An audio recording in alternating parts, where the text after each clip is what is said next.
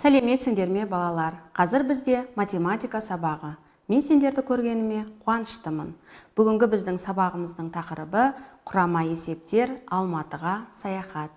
Біз өткен сабақтарда құрама есептердің не екенімен танысқан болатынбыз. Ендеше бүгін біз екі амалдан тұратын есептерге талдау жасап, оларды шығару жолын үйренеміз. Ендеше тапсырмамызға көшейік. Мінекей балалар, бүгін біз математика сабағында Алматы қаласындағы хайуанаттар бағына саяхатқа шығатын боламыз. Хайуанаттар бағына өздерің барған боларсыңдар. Ендеше қазір есеп шығару сендермен бірге өте оңай боларына сенемін. Бірінші тапсырмамызға қарайық. Есептеп, хайуанаттар бағында жануарлардың әр түрінен нешеуі барын анықта. Алдымен дескрипторға көңіл аударсақ, бірінші өрнектердің мәнін тауып аламыз, екінші жануарлардың әр түрінің санын анықтаймыз. Мінекей балалар, хайуанаттар бағындағы балықтар, құстар, жануарлардың алдымен санын анықтауымыз керек. Ол үшін өрнектің мәнін тауып алайық. Өрнектің мәнін табу үшін әрине сенің көмегің қажет. Ендеше бірінші өрнегімізге көшейік. Бұл жерде 100-ден 3 пен 5-тің көбейтіндісін азайтып, және одан 2-ні азайтуымыз керек. Бұл жерде бірінші көбейту амалы орындалады, бұны біліп отырмыз. Екінші азайту амалы және үшінші келесі азайту амалы орындалады. Ендеше алдымен 3-ке 5-ті көбейтеміз. Неше болады балалар? 15 болады. Енді біз 100 санынан 15-ті азайтуымыз қажет. Қанекей, бұл жерде 10 ондықтан 5-ті азайтсақ 5 бірлік. Мына жерде 9 ондық қалды. 9 ондықтан 1 ондықты азайтсақ 85 болды. Енді келесі амалымыз 85-тен 2-ні азайтамыз. Яғни 5 бірліктен 2 бірлікті азайтсақ 3 бірлік, 8 ондықтың өзі түседі. Яғни бұл бірінші өрнегіміздің мәні 83 болды. Мінекей балалар, хайуанаттар бағында балықтардың неше түрі кездеседі екен? Дұрыс айтасыңдар, балықтардың 83 түрі кездесетінін біз есептеп таптық. Енді келесі өрнектің мәнін табайық. Бұл жерде бірінші бөлу амалы 27 мен 3-тің бөлінісі, екінші көбейту амалы 9 мен 4-тің көбейтіндісін тауып аламыз, үшінші қосамыз, сосын барып келесі қосу амалы орындалады. Міне біз амалдардың орындалу ретін анықтап алдық. Енді бірінші 27-ге 3-ті бөлеміз. 27-ге 3-ті бөлсек қанша болады балалар? Дұрыс айтасыңдар, 9 болады. Енді келесі көбейту амалын орындаймыз.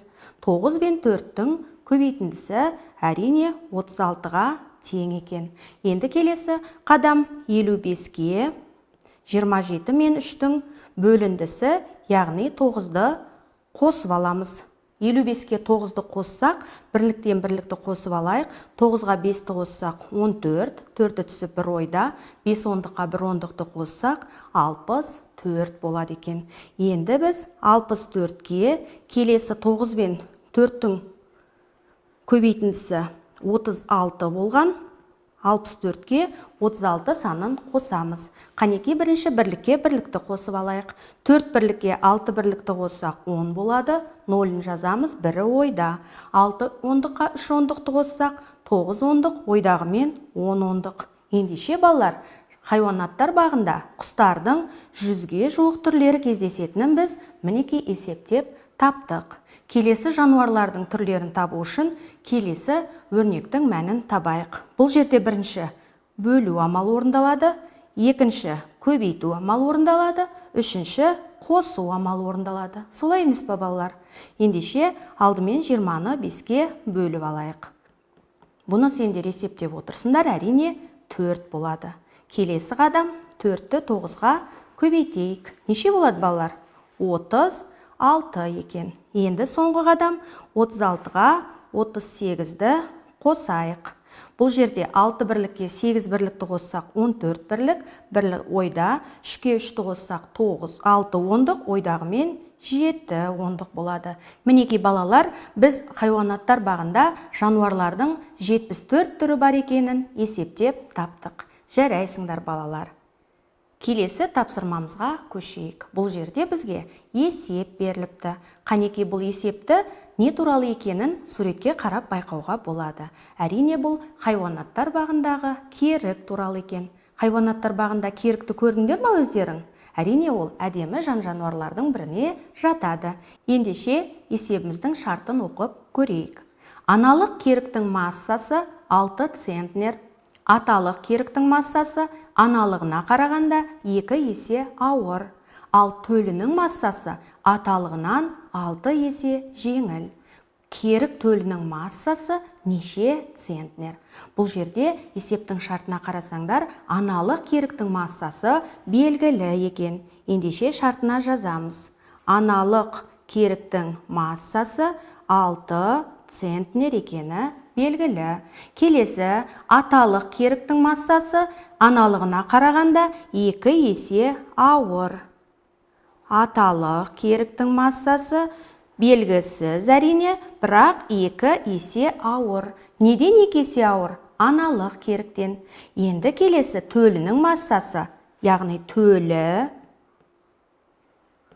бұл жерде белгісіз, бірақ 6 есе жеңіл. Неден жеңіл? Аталық керіктен екен. Ендеше біз есепті шығару үшін алдымен шешуін жазып алайық. Ендеше балалар, аналық керік 6 центнер болса, аталық керікті тауып алу үшін 2 есе ауыр десе, қандай амалды қолданамыз?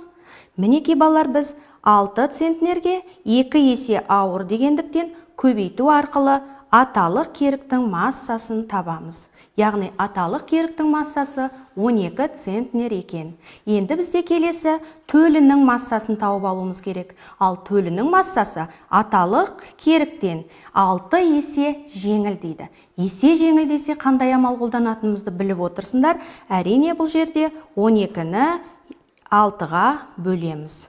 Сонда кішкентай керіктің төлінің массасы 2 центнер екен. Мінеки балалар, жауабында есептің жауабын қазір жазамыз. Төлі 2 центнер екенін біз мінеки таптық. Міне балалар, бұл қандай қызықты есепті біз сендермен бірге есептеп шығардық. Балалар, келесі біздің 4-ші тапсырмамызда осы хайуанаттар бағындағы жан-жануарлар туралы екен. Алдымен мен сендерге есептің шартын оқып берейін. Ең ірі қолтырауынның ұзындығы 7 метр. Бұл теңіз піліне қарағанда 1 метрге ұзын. Ал көк киттің ұзындығы теңіз піліне қарағанда 5 есе ұзын. Көк киттің ұзындығы неше метр? Ендеше балалар, есептің шешімін тауып алу үшін алдымен шешуін жазып алайық. Бірінші бізде қолтырауынның ұзындығы 7 метр. Ал енді теңіз пілінің ұзындығын тауып алу үшін осы қолтырауынның ұзындығынан 1 метр ұзындықты азайтамыз. Сонда 6 метр бұл теңіз пілінің ұзындығы екен. Мінеки біз теңіз пілін тауып алдық. Енді бізге көк киттің ұзындығын тауып алуымыз керек. Көк киттің ұзындығы теңіз пілінен 5 есе ұзын.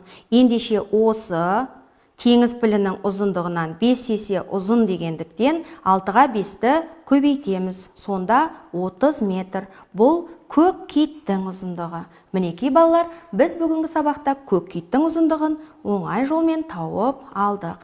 Ендеше есептің жауабын жазайық. Көк кит 30 метр екен. Мінеки балалар, жарайсыңдар. Бұл тапсырманы да өздеріңнің көмектеріңмен тезірек есептеп болдық. Ендеше балалар, бүгінгі біздің математика сабағымыз аяқталды. Сау болыңдар.